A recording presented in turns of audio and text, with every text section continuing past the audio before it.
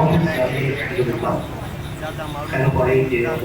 काम 2005 से ही कर रहे हैं। इनके अलावा ॾिठो थो त लॉकडाउन के अंदर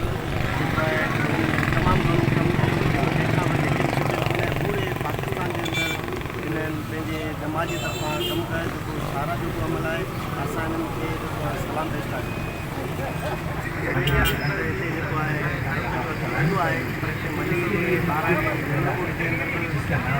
नौजवान वॾी